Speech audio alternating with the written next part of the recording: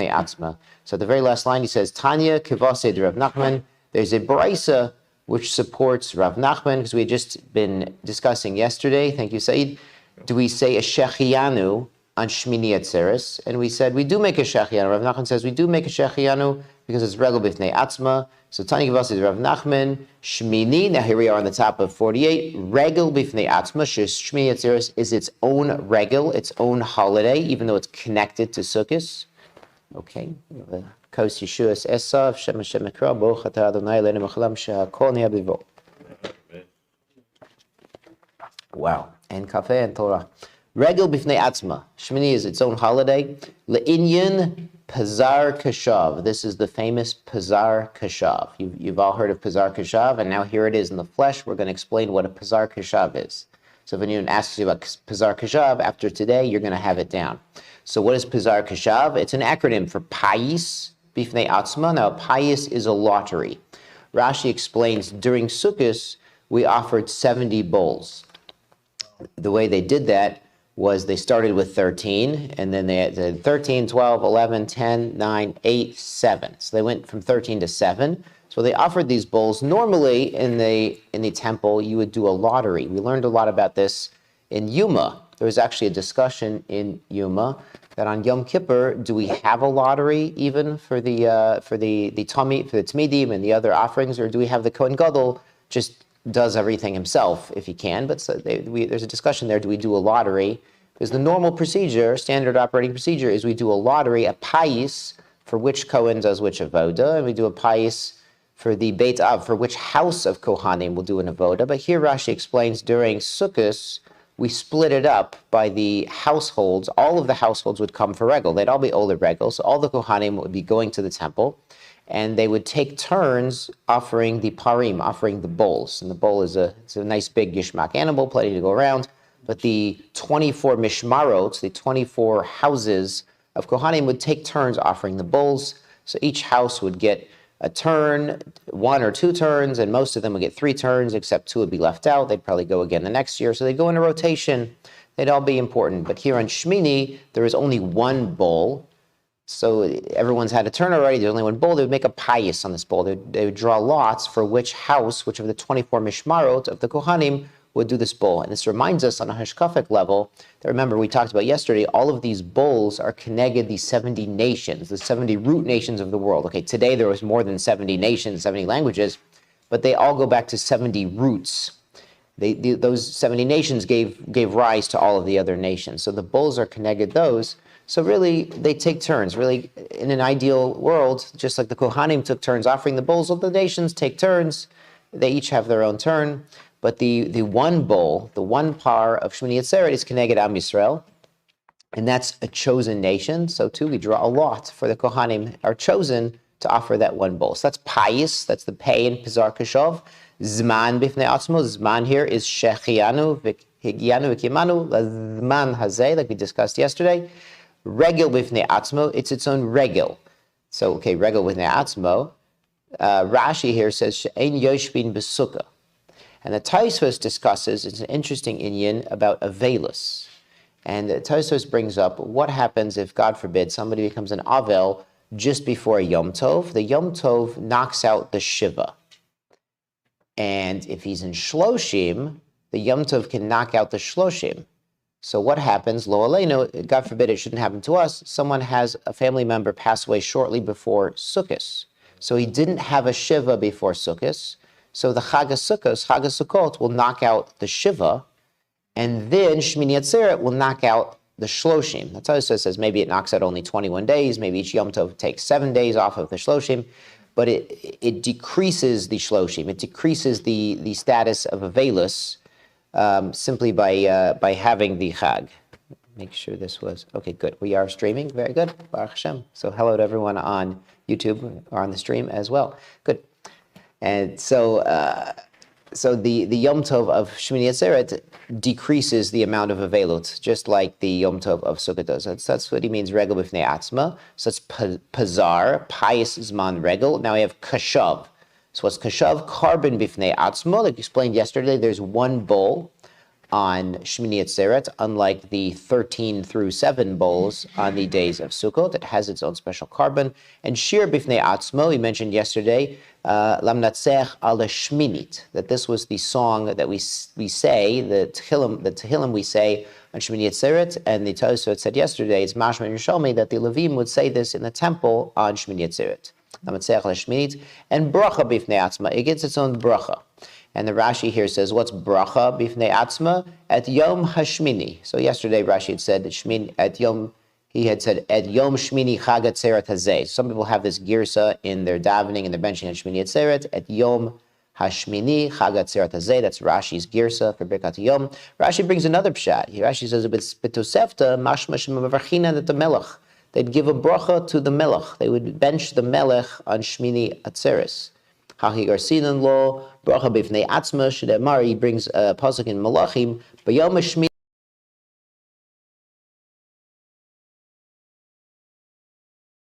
This actually refers to the inauguration of the temple, the first inauguration of the first temple by Shlomo HaMelech. And it's an amazing incident. What happened was they started the inauguration on Rosh Hashanah, and they went for 7 days. So that was the first 7 days of Tishrei. And then they went another 7 days of feasting up until Sukkot. And that included, what's during the next 7 days? Yom Kippur. Beautiful. So on Yom Kippur, they were offering karbanot and eating them and feasting in the temple during the inauguration of the temple. So it's sort of an amazing thing that happened. And Hashem was Mashur Shechina. Hashem was maskim to Shlomo HaMelech's decision. Of course, Shlomo HaMelech probably consulted the Sanhedrin and the Rabbanim, and they had a psak, and Kol Korah, whatever it was. But Hashem was maskim to Shlomo's decision to not have a Yom Kippur that year. That it wasn't necessary because of everyone came to the temple. It says from the Nachal Mitzrayim up to Lebanon, all the Jews came to the temple that year. Everyone came. Everyone poured out their heart because now they had a temple. Now they had a big mizbeach. The small mizbeach wasn't enough anymore. There were 22,000 bulls, 120,000 sheep. It was a humongous amount of offerings that Shlomo brought in the temple. In the inauguration, everyone was feasting. Everyone was besimcha, and everyone was so excited to have this temple, have this new, not just a building, but a new era in Jewish history. Everyone was so dedicated to Hashem. Everyone was such a level of simcha and joy that they didn't need a Yom Kippur. It's an amazing thing. And so God willing, when we get the new building, we'll still have Yom Kippur about side when we get a new building. But Baruch Hashem, there's a joy to that, to having a new era and a new space that's being mikudash for Avodas Hashem. It's really a joy. And they benched the king. Of course, maybe they're benching the king also because they've been in Yerushalayim already for 3 weeks. They had the first 7 weeks, and then the next, and they stayed for Sukkot. And so the king finally sent them away on the 8th day, because of course there's lina. We learned about yesterday, the good kind of lina. There's a pasul lina, leaving things overnight in the temple, but there's a good lina after you bring a korban, after you bring bikurim, after a chag, you stay over the next night. Remember yesterday we said because after Pesach, you have to wait in line at the pizza shop to get your pizza, so you're not going to leave at night, you're going to leave the next morning. And so too for Shmini Atzeret, you don't leave right away, Motzei Yom Tov. You try to hold on to the Kedusha a little bit longer, you don't leave till the next morning. So it was on the 8th day that the king let them leave after this massive celebration, and they gave a bracha to the king also. The king gave them a bracha also. It was very gishmak, and they said, Shlomo Melech says it was in the zechut of all the chesed that he did for David HaMelech. Because David HaMelech was really the one who started the temple, but was not allowed to finish it, and Shlomo Melech credited David HaMelech. Remember this famous story about the gates. In Yuma we brought that the gates didn't open for Shlomo Melech to be Mekadesh the temple until he invoked the merit of his father, King David. Very good. So the next Mishnah, Halal v'simcha shmona. We say halal and have simcha for 8 days. That's all of Sukkot plus Shmini Chag Atzeret Hazeh. Milamed, this teaches shachayev adam b'halal, to recite the halal, uva simcha. We're going to talk about what simcha means in a moment. Uva kavod yom tov, and for the kavod of yom tov, we know the Rambam says good food, good clothing, everyone's besimcha, everyone's happy. Ha'achron shel chag kishar yimot chag. That the last day of chag, the Shmini Chag Atzeret, is just like the first 7 days. The Gemara says, Mina hanimili, how do we know this? That we are chayev in simcha the last day of Yom Tov, the Tana Rabbana, and the rabbis teach, Hayita ach sameach. We should be only in joy. going to have to talk about what this ach means. L'rabot leile yom tov achron. This comes to include the last night and the last day of Yom Tov. And the Gemara has a suggestion. O eino ela Yom Tov Rishon. Maybe that's only the first day of Yom Tov. Kashu omer ach chilek. So ach is usually what we call a miut, some sort of minimization. You could translate it only, but. It's some sort of word that kind of causes you to minimize or split what's going on in the pasuk. So ach chilek. Marito the Rabot Leile Yom Tov Achron. So why would you use this Ach Sameach to include the last day of Yom Tov, Lahotzi Leile Yom Tov Rishon, and not the first day of Yom Tov? So Rashi says what's going on here is Simcha. A Simcha, Rashi in the Mishnah says, is Shalmei Simcha, is Shlamim. And this reminds us of the famous Rambam. Rambam says, if you have Yom Tov, you need Simcha, Ein Simcha ele basar b'yayin. If you want Simcha, you use meat and wine. Of course, those are the external factors of simchas, good food, meat and wine, davka. There are some people who, when they make a bris, they'll make a fleshig bris. It's not so common, but usually you see bagels and cream cheese, but there's some people, davka, they'll make a fleshig bris. They'll have a little fish if you want to stay parv, but they'll make fleshigs for bris because it's a mefush rambam. I mean, simcha lebasar b'yayin. So Rashi is saying the simcha we're talking about is meat, is actually karbanos. When you would come to be ola regel, you would bring karbanos, you'd bring shlamim. So instead of eating normal chulin meat, you would have shlamim as your sudas Yom Tov, for your meat for Yom Tov. So he's saying, what we're saying is this simcha we're talking about is to bring a carbon on Yom Tov and eat this meat. So Gemara continues, and the leile Yom Tov achron, I will include the last day of Yom Tov, sheyesh simcha lefonav. There's Yom Tov, or at least Chol HaMoed, in front of it. Motzei leile Yom Tov harishon, shein simcha lefonav. There's no simcha right before this Yom Tov. Now Rashi explains here, it's really interesting. He says, L'rabot leile Yom Tov achron, the simcha shlefonav lekololo im shivat yamim. So we include the 8th day, which is Shmini Atzeret, with the 7 days before. What are they going to do? Rashi says, Yizbach shlamim b'shvi'i. Because you're going to, when we all come to your shlamim, we'll bring a shlamim on the 7th day, which is Hoshana Rabbah, the 7th day of Sukkot, last official day of Sukkot. We'll bring shlamim on that day. Kadei lecho leil shmini, and we're going to eat them on the 8th day. So it's really interesting. Yesterday we talked a lot about the things we do on Shmini Atzeret. We sit in a sukkah without a bracha. And that's sort of a continuation of the 7 days. But here Rashi's pointing out, in the temple, what they would do is they bring a carbon shlamim on the 7th day, and you're going to eat that for dinner on the 8th day. So you're sort of, it's interesting, it's a hachana on the 7th day, which is a Hoshana Rabbah, it's still Sukkot, and you're preparing your shlamim, your simcha, for the 8th day. Dehai somach lemayata, Rashi continues, what is the simcha coming for? Because we already wrote above this, Samachta bechagecha. We already wrote Samachta bechagecha. Rabot simchat leil shmini. This includes being happy on the 8th day. Kevan di'itrabe leil Yom Tov achron. This includes the last day of Yom Tov, as Gemara just explained. Shu tafel, which is a tafel, it's sort of a secondary to the other holiday. Kal v'chomer hayom. So, it's included the night, which is secondary to the day. Kal v'chomer, the day also, you'd still be eating the shlamim. Shlamim would be eaten day, night, day. So if you slaughtered a shlamim on Hoshana Rabbah, you would eat it that night, Shmini Atzeret, and also the next day for lunch. So the day is Iker, Shachayev B'Simcha, Shar Leilot, Lo Tzricha Ribuya. The other nights you don't need to include the Yomim, Afilu Leilot, Tamashma. So all 7 days we have Simcha. All 7 days you could bring a shlamim. You could bring a shalmei simcha. You could bring a shlamim and eat that meat during Sukkot, and you bring the shlamim on the 7th day and eat it on Shmini Atzeret. Okay. Good. And the next Rashi, I had to underline this. It's an amazing thing to note. That was the Gemara's suggestion, which it rejected.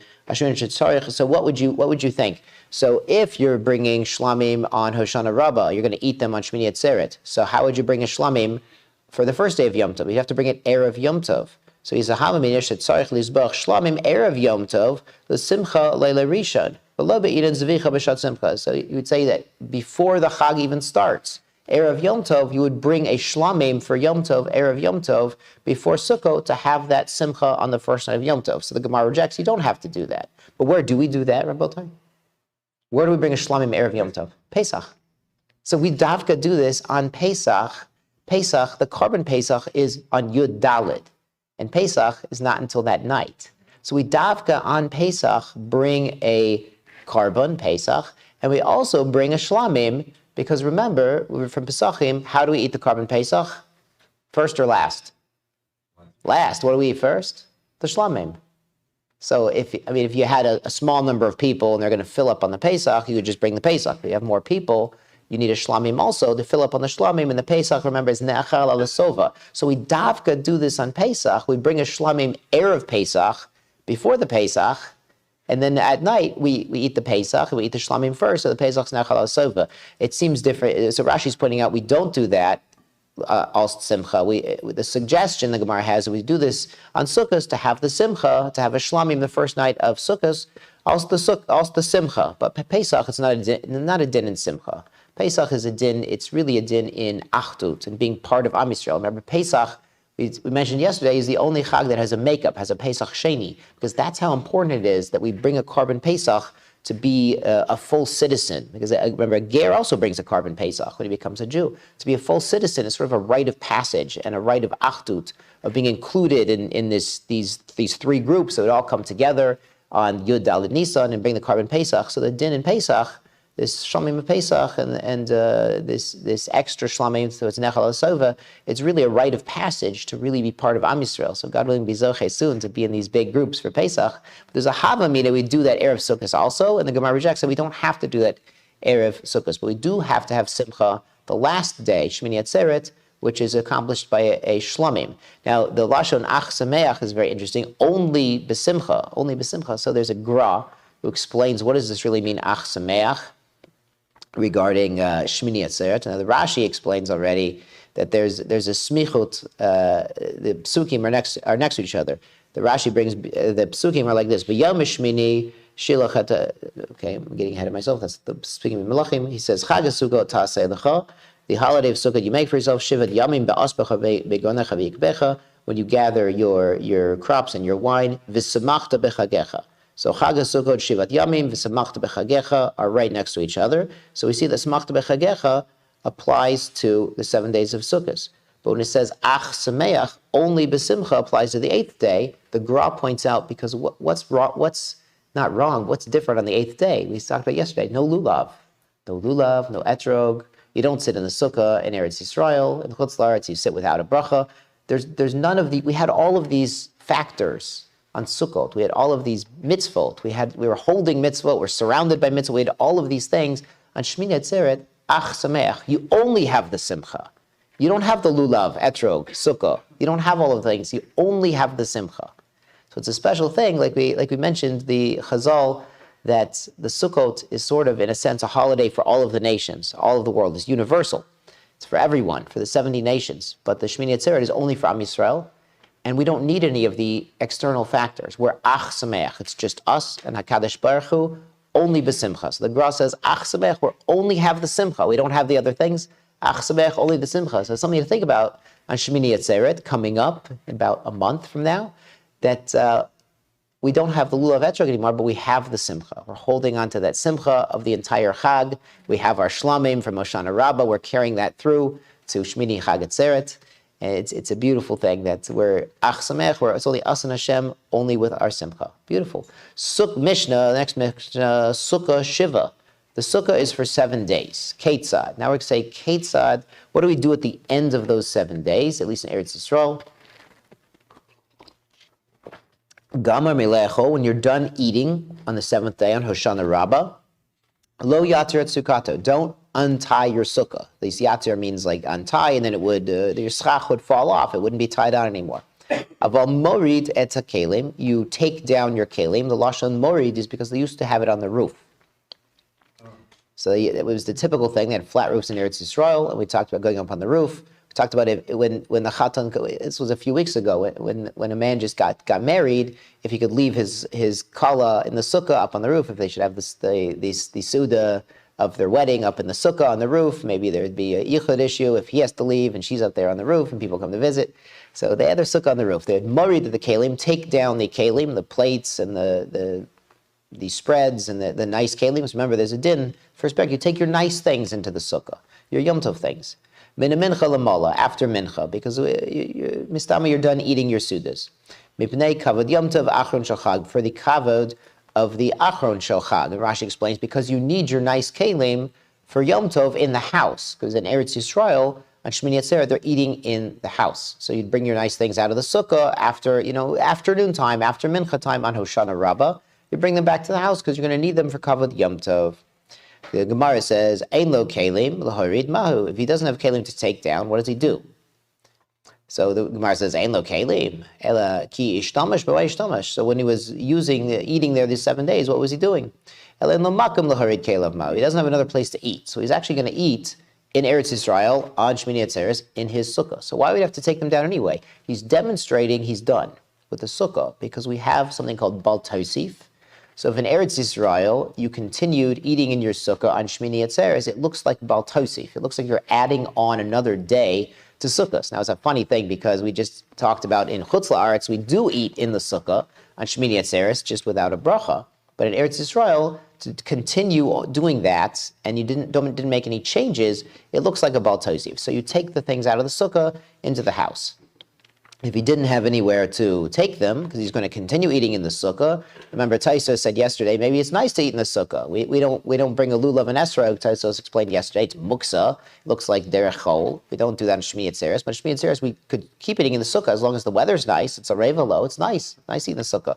So maybe in Eretz Yisrael, this guy, he doesn't have any place to put his kelim. He doesn't have a room, but he's going to keep eating in his sukkah. He rented a pad for his sukkah, but not a dining room for when he was visiting Yerushalayim. So he doesn't have any place to put them. So what does he do to demonstrate that he's done with the sukkah as a din sukkah for the 7 days? And now he's just sitting there. He has nowhere else to eat. Rabbi Chia bar Rav Amar, pochet ba arba. He removes 4 tefachim of schach.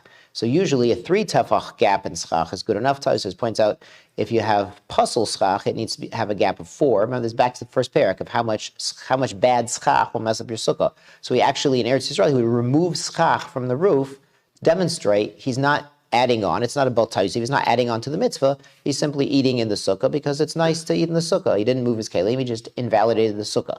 Don't try this at home because we actually use our sukkah al safek on Shmini Atzeres. Rabbi Yeshua ben Levi Amar madlik ba'at ner. He lights a ner in the sukkah. So we'll explain. V'lo pligi halan halahu, and it's not machlokes. One is for Eretz Yisrael. He would remove some schach to make it a puzzle sukkah, and one is in Bavel. He would light a lamp in it, but not make it puzzle. Rashi says because lefisha tzarich leisha b'machar, because we have to sit in the sukkah tomorrow. You could light a lamp in it now, and when the lamp goes out, you're going to be in there. But we're going to need to use that sukkah also the safek tomorrow, says Rashi. Teinach sukkah ketana. So that would work for a sukkah ketana. Now the issue with the ner is if you have a sukkah ketana, which remember is only 7 by 7 tefachim, a sukkah ketana is pretty small. Remember they said it's enough for rosha rubo shulchano. You have your little table, and back then they used to have individual tables, an individual sized table like the stender here, and it's rosha rubo is most of his body, and it's his head. It's a shtickle kasha how he's going to sleep in that sukkah. He'll be curled up, or maybe just need to sleep rosha rubo. But a small sukkah, 7 by 7, if you light a lamp in it, you can't use it at the time the lamp is there because there's not enough space. Simply put, you've got a burning lamp, and now you need to have your shulchan rosha rubo in a small sukkah. So a burning lamp shows that you're not using your sukkah katana, if it's a small sukkah, as a Bal Tosif. It's no more Bal Tosif issue because you lit your lamp in there and everyone sees that you're not using this sukkah anymore. It's a small sukkah and he's got a lamp, so there's no way he's using that to eat in, so no one's going to accuse you of Bal Tosif. So good for sukkah katana, just simply lighting a lamp. Also, Rabbi said there's always a fire hazard when you have open flame and a sukkah and a schach. It's a reminder that it's important that we remember the famous story. There's a famous story about the boy whose father sent him up a ladder to get the eggs. And Nebuch, the ladder broke and he fell to his death. And it was such a shock that it caused one of the rabbis to see it become an apostate and say, there can't be any Olam Haba. The other rabbi said, no, it's ridiculous. He has Olam Haba because the Torah promises if you do Shiluach HaKain, you send away the mother bird before you take the eggs, then you'll get long life. So he saw this child die, and they said, where's his long life? It's Nebuch. That rabbi went off the derech. And the other rabbi said, no, he has a long life. B'yom shekulu aruch, in the world where all the days are long. And they explained, how did this happen, that this boy fell from the ladder and Nebuch passed away? He's doing a mitzvah. He's always doing a mitzvah. It couldn't be. What was he thinking about avodah zarah? That wouldn't work. What's going on? They say the ladder was rotten. The ladder was rotten. That it was ready to cause damage. These rungs of the ladder were already rotting and creaky and rickety. And in a place where damage could easily come, even the mitzvah won't protect you. So this is a public service announcement to be careful with open flames in your sukkah and in your Shabbos table. It's a beautiful thing to have your children light Shabbos candles and light Yom Tov candles, but you really have to be aware. It's a beautiful thing to have your children light the menorah, but to have 5 children lighting 5 Chanukiot, plus yours, also 6 of them, and there's limited space and there's open flames, you have to be aware, because where there's a chance for danger, the mitzvah won't save you. You have to be practical. Okay, public service announcement, back to the sukkah. So in a sukkah katana, lighting a lamp in there will demonstrate that you're not using the sukkah anymore. Al Chag Sukkos. The sukkah gadola ma'ikil memer. But how would you demonstrate you're not using a sukkah gadola, a bigger sukkah, where having a lamp in there is not a problem with you? To ma'il ba mane michla, you bring in dirty kalim. To Amar Rava says, mane michla, dirty plates. Bar metalata, take them out of the sukkah. Mane mishtayim metalata, but drinking cups you can leave in the sukkah. So if you've used a plate and it has food scraps on it, or has some trash, some refuse, nut shells on it, take it out of the sukkah. It's not derech kavod. If you have a dirty wine cup, has a little schmutz of wine at the bottom, it's still okay, because you can just refill it. People refill their cups. They don't refill their plates for new seudah. So it's a derech kavod for the sukkah not to have trash in it. In halacha lamaisa, you shouldn't have a trash can in the sukkah. You could have a trash can next to the sukkah on the outside, and you can bring your plates out and scrape them, and that's very nice. But to bring the trash can into the sukkah, even while you're cleaning up, it's not derech kavod for the sukkah.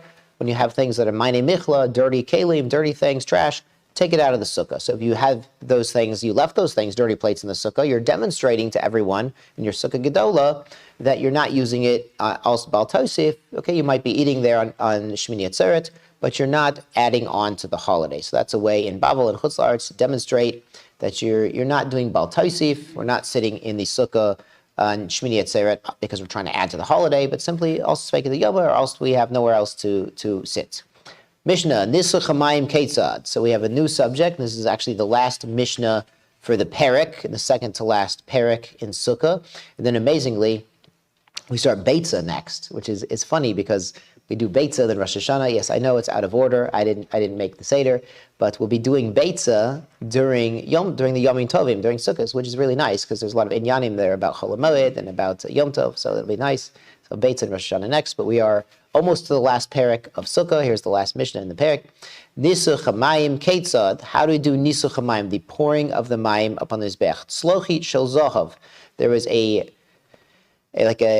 flask made of gold, machazechet shlosh lugim, that hold 3 lugim, hayam amole min shluach, and they would fill it from the shiluach. Higiu l'shar mayim, when they reached the gate of mayim, taku hareyu v'taku, make a tekiah, a trua, and a tekiah.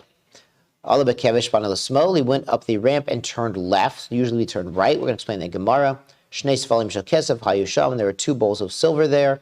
Rehuda Mer Shel Sid, they were actually of plaster bowls, not silver. Hayu Elishe Hayu Mishchurin Pneihim Ibnei Yain, but they were turned darkened because the wine had been poured on these bowls. They were white plaster, and now they're darkened. They look like silver.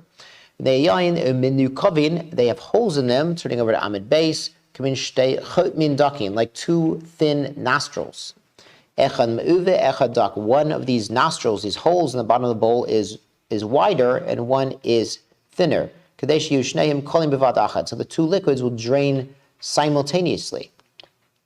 Me'arve shel mayim, and the mariv, the west is for the mayim, and mizrach shel yain, and the mizrach, the east, is for the yain. Ira shel mayim l'toch shel yain, v'shel yain l'toch shel mayim yotza. And if he didn't put them in the right place, he's still yotza. Now, there's an amazing Ben Yehoyada we're going to bring who talks about what's the significance of this slochit, of this mayim. He says, what's really going on here? And it's a beautiful thing. He says, Nischa mayim ketzad, slochit shel zachav. So we're going to be yotze our Zohar today a little bit. He says, Nirle b'sat hashmaya, masha osin b'nischa mayim. He says, it appears to me, what do we do with nischa mayim? Who remez ala Torah. Shenikra Mayim. Torah is Mayim, and the Nisach Mayim, he says, has inner significance to Limud Torah. That's why we do this before Simchat Torah. We do this for the 8 days of Sukkot and Shmini Atzeret right before Simchat Torah. Slochit otiot tatzliach. So that slochit, this picture we use, is tatzliach, which means success. The Torah makes you successful. V'zahav, and the gold, hu gevura. Gold is gevura, which is strength. We put mayim, which is chesed, into the gevura.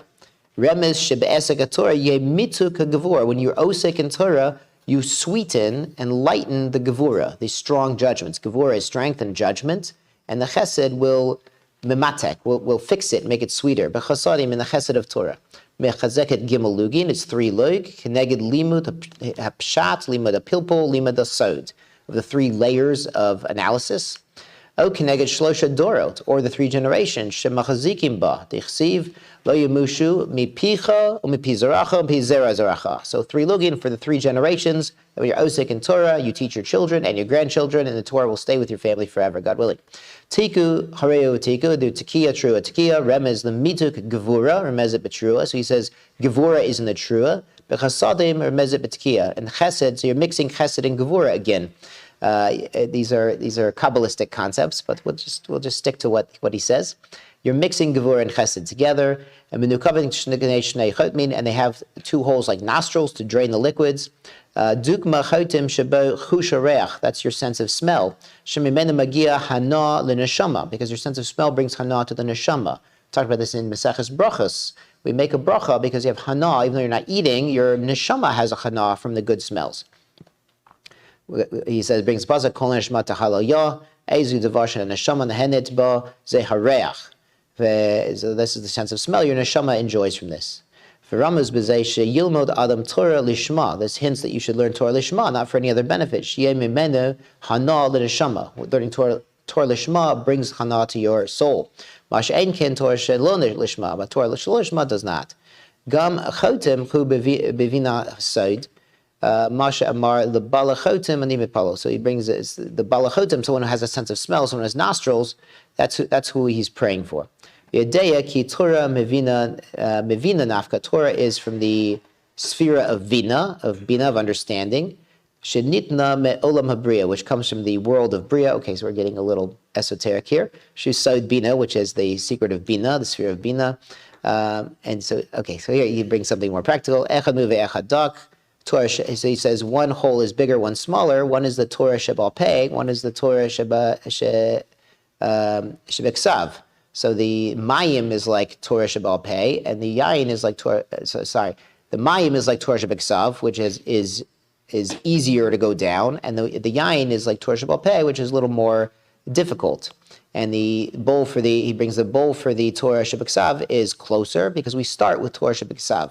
And the bowl for the Torah Shebal Pei is a little farther because it takes a little more effort. You have to grow old, you have to get older and understanding to do it. So he has this whole explanation of the mystical significance of the Nisach HaMayim is all related to Torah, which is why it's done just before Simchas Torah. So that's the Ben Yoyado, the Ben Ish Chai. He brings this.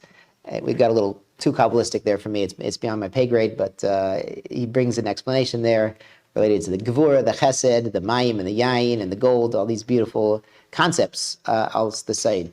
So we just finished we didn't finish the Mishnah, but we left off in the Mishnah. If he accidentally poured the water into the wine bowl, the wine into the water bowl, he's Yatzar v'Yehuda Mer below Kaiminasa Koshmana. He says they would always pour a log of mayim. Now we always pour 3 log of wine. This Revi'it Tahin is 3 log, so we always have 3 log of wine. And the Mishnah originally said we have 3 log of water. Also, Rabbi Yehuda says we only have 1 log of water.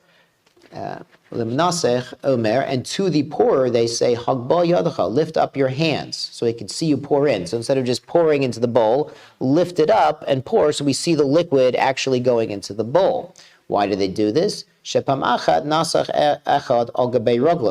a tzduki, there's someone who didn't believe in Torah Shebal Pei, and he wanted to not make a Nisach HaMayim, because the Nisach HaMayim is not mefurish in the psukim, it's hidden. There's an extra yud and 2 extra mems when it talks about the karbanot of Sukkot, and that's remez to mayim, and we learn out from there to do the nisach mayim. So Tzeduki poured it al gabei raglav. He poured it into his feet, instead of into the bowl. And they stoned him with the etrogim. It seems they might have actually killed him with etrogim.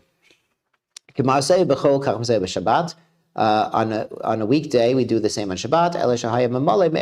But for Shabbat, if the Nizuch Mayim was on Shabbat, they would fill it up erev, chavit shel zachav, a barrel of gold, she'ena mikudeshet, but the barrel was not mikudesh, because if you leave something in a kli kadosh, in a kli sharet, in the temple overnight, there's a psulina, you've left it overnight. So they would fill it minashiluach, umenicha belishka, they would leave it in a lishka, they leave it sealed. Nishbacha, nitgolta, if it was spilled out or uncovered, it's not good anymore. Because if it was uncovered, it's possible for the mizbeach. Rashi explains because a snake might drink some. If a snake drinks water, this is the problem of mayim megulim. Uncovered water, we're concerned a snake might put poison into it. It's a really interesting discussion about mayim megulim. It's brought in the multiple places in the Talmud, and it's not brought in the Shulchan Aruch. So Shulchan Aruch does not bring the law of mayim megulim, the maisa. The Gra was very machmir on mayim megulim. The Gra could taste the difference. There was a maisa with the Gra where a Talmud brought him mayim that had been left uncovered, and he tasted it. He said, "No, I can't drink this." And he said, "What's going on here? Wasn't this from the well? Wasn't this fresh water?" And the Talmud admitted. He said, "No, it was freezing cold out. I couldn't get to the well. The whatever. So I brought you old water." He says, "I can't drink old water. It's mayim megulim." The Gra could literally taste the difference. For the rest of us, it's not brought in the Shulchan Aruch. But okay, there's al pi yasod, there's mystical reasons. Sometimes Chazal makes a rule, and they give a reason. Okay, we're worried about snakes. So even here where we don't have snakes so common, so maybe it's good to continue because we don't know all of the other reasons, the mystical reasons, the chesed and the gevura kind of reasons that they had in mind as well. It's not just about snakes. But here it's about snakes because if the snake puts poison into your mayim, it's no longer the shear to pour. You're not going to have the 3 lug because there's some snake venom in there too. How do we know? Amar Rav Eva, Amar Krov, Shavta Mayim Bisason. We draw water bisason with joy. Hanhu, and it's an amazing story here, Rabbi say, hold on to your horses. Hanhu Trei Mine, there were 2 minim, 2 heretics. Chad Shmei Sason, Chad Shmei Simcha. One named Sason, one named Simcha. Amar Le Sason Le Simcha, Sason tells Simcha, Ana Difna Menach, I'm better than you. It's a pasuk. Dichsiv Sason v'Simcha Yasigu.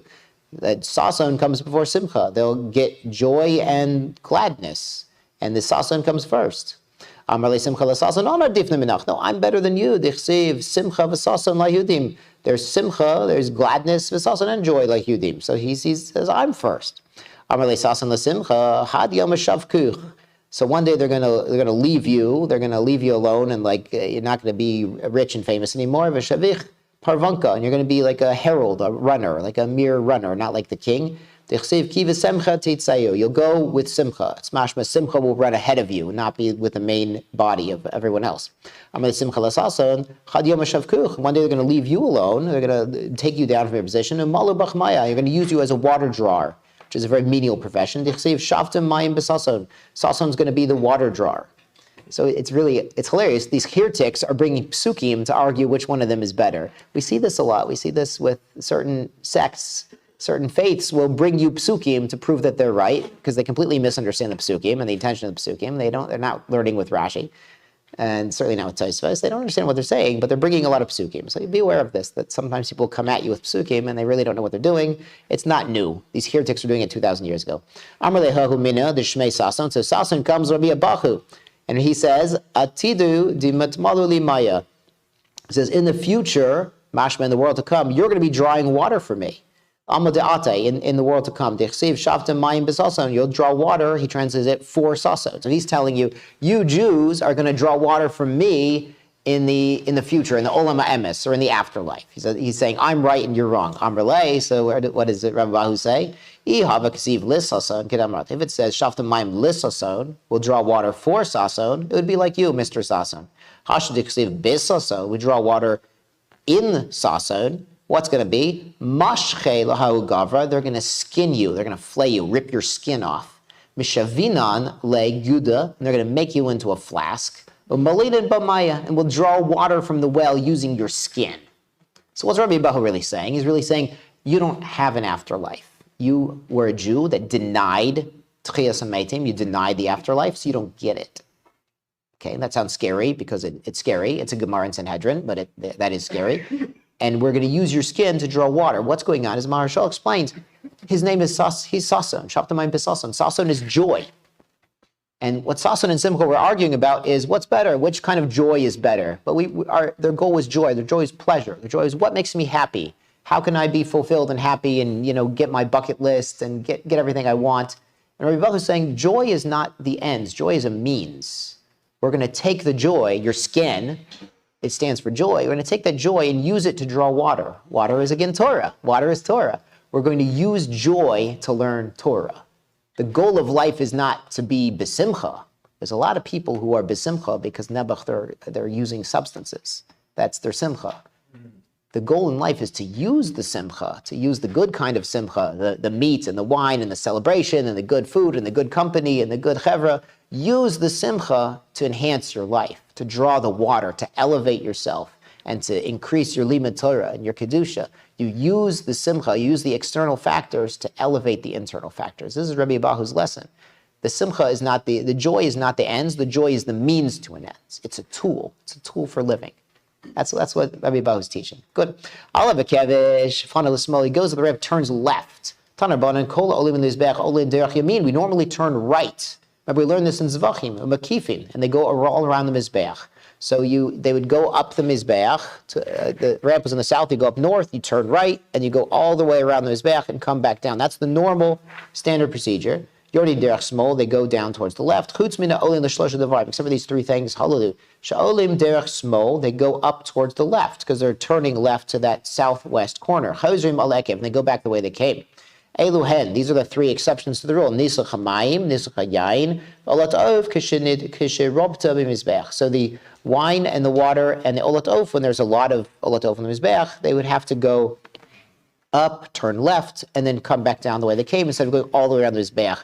Rashi brings the Gemara in Shchitas Kodshim, which we call Zvachim. There's Shchitas Chulin, which is Chulin. Shchitas Kodshim is Zvachim.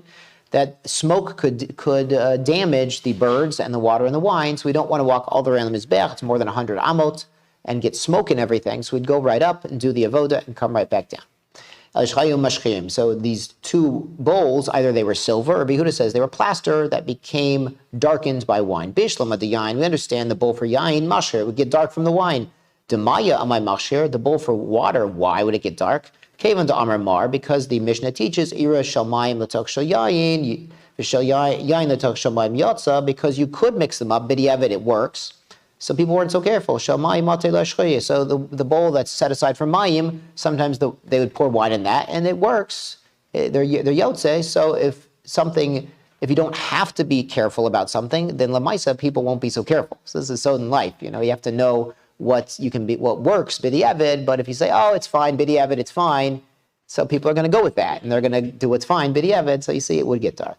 Minukavin, kamin shtei chotmin, and there were two holes like two nostrils, and one was bigger than the other. Lema b'sitin Rabbi Yehuda. So see, our Mishnah is Rabbi Yehuda So Rabbi Yehuda said there was one log of water and 3 log, the Rav Yitachin, of yain. For lo Rabbanan, not like the Rabbanan who says 3 log of both. There was 1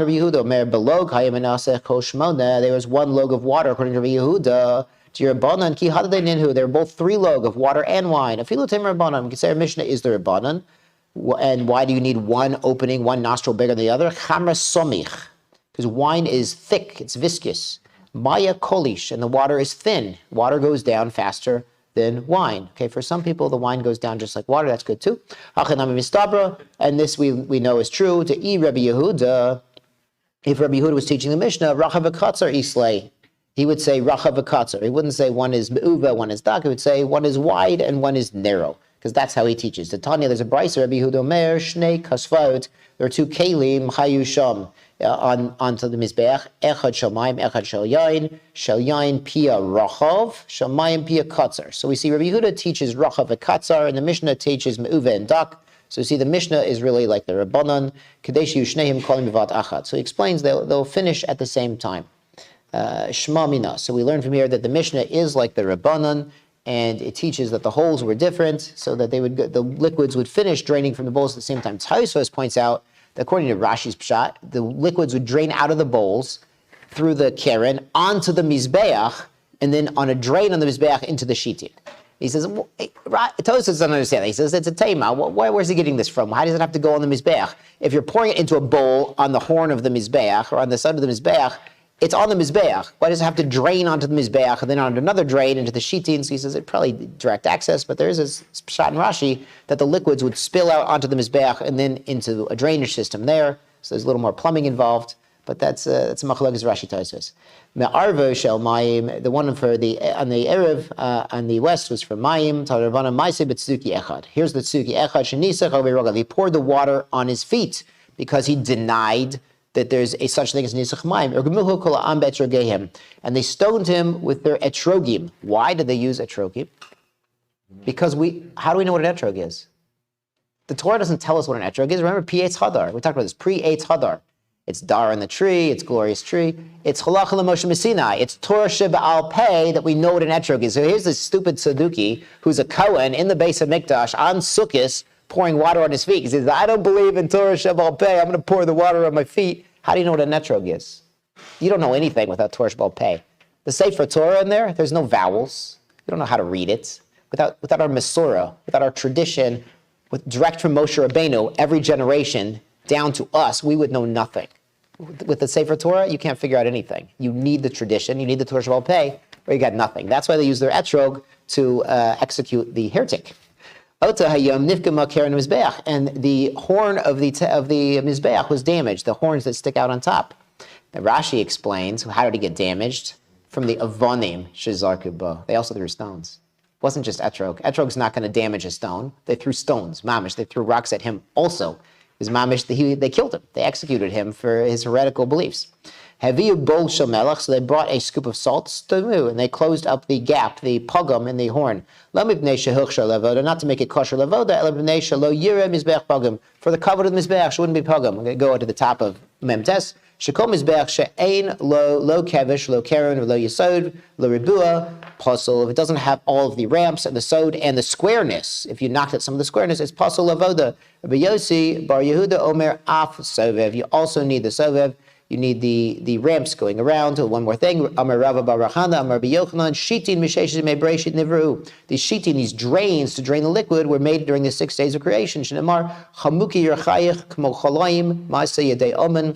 These hidden thighs, these hidden legs were made by the chamuki omen yerchayich elo shitin. This is the shitin kmo chalaim shemid chalalim v'yordim, because they go down, they bring the liquids down. Ad tachom. Maseh de Omen, they're made by Hashem. Ze Maseh de Umnut Shela Kadosh Baruch Hu. Beautiful. So the reason I did this, because we're going to see Amud Beis tomorrow, is very long, so we had to get a little head start. Go ahead.